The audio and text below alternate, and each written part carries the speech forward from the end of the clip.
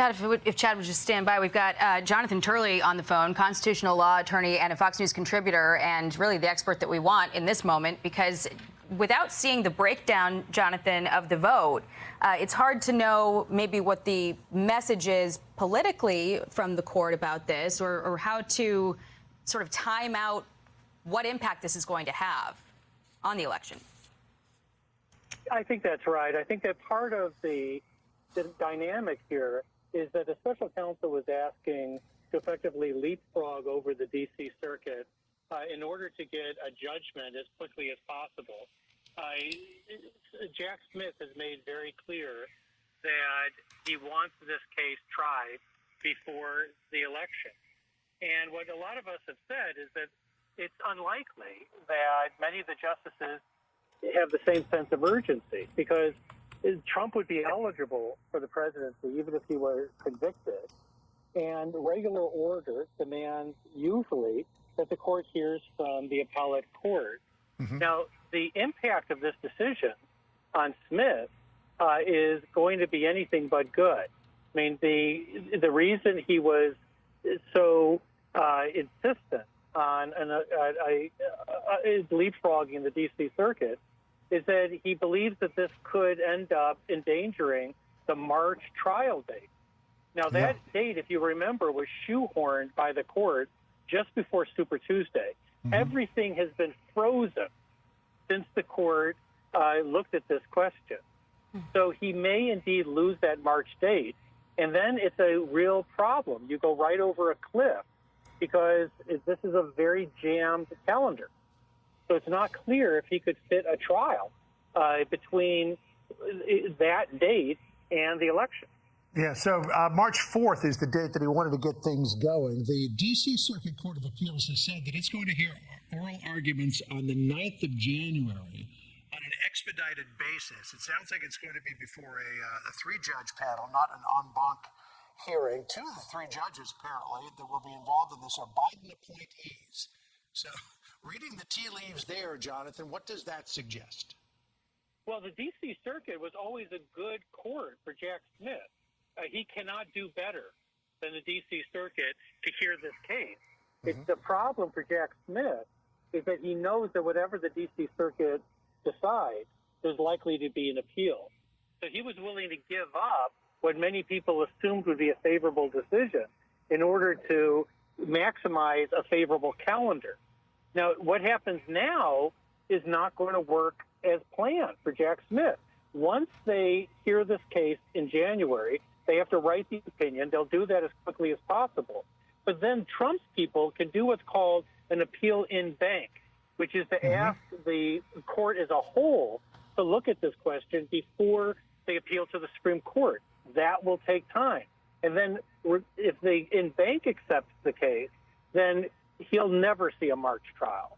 But then at that point, the Trump people can apply to the Supreme Court. So there's a lot of runway now between him and that March date that he's got to be able to cross. And the odds are he's not going to be able to stick the landing. He's going to lose that March date. Keep in mind, because everything has been frozen in D.C., there's a lot of work that still has to be done for the trial. So as soon as all of this is done, it's got to go back to the court, and they've got to decide what they have time for in terms of that trial. So the odds, if you're going to Vegas right now, are not on Jack Smith for a March trial. Given all that, Jonathan, do you think this was the appropriate decision from the court, or does it surprise you at all? It doesn't surprise me. I said this a few days ago that I thought that the correct decision of the court was to turn down this request, because in many ways, it was baffling to read Smith's filing. He kept on telling the court, it must be done fast, it must be done fast, but he's really short on explaining why. He just says, well, this is a case of great importance. But for the court, they will look at that and say, well, usually that's why we want to hear from lower courts, that important things should be handled in a proper way. And what Smith cannot come out and say is, I don't want to have a trial after the election. because if Trump is elected, the new attorney general could scuttle this special counsel, or Trump could give himself a pardon. So if it goes beyond the election, Jack Smith may never see a jury in this case.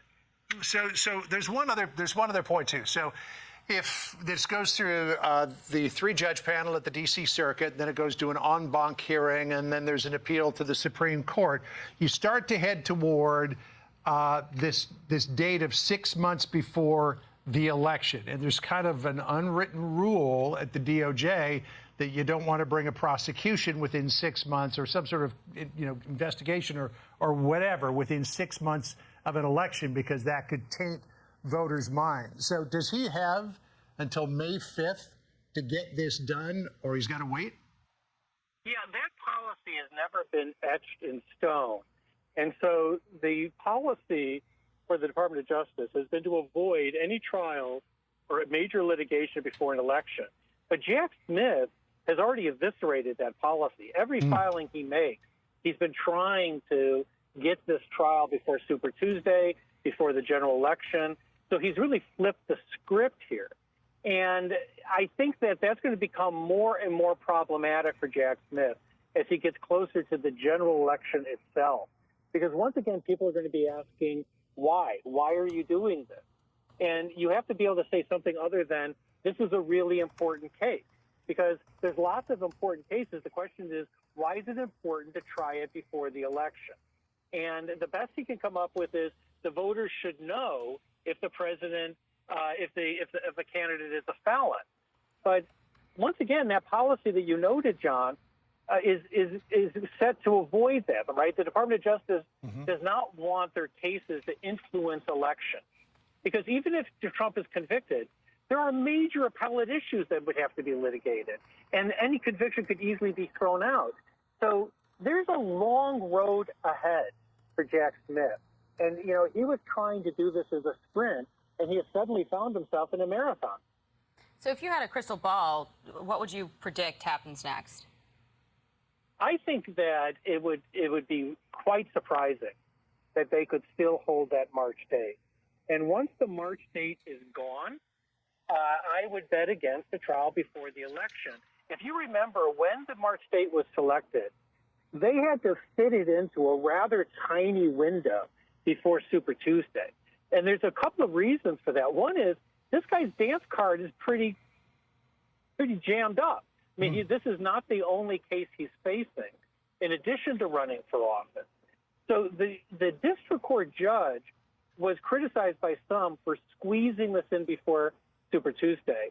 If the judge now finds another small window right before the general, there's going to be a concern that this is just trying too hard to get a trial right before the election. So I think that the bets are that this could very well kick beyond the election. We'll have to see. The D.C. Circuit, we will look at when that opinion comes down. You have to factor in a few weeks for a possible in-bank appeal.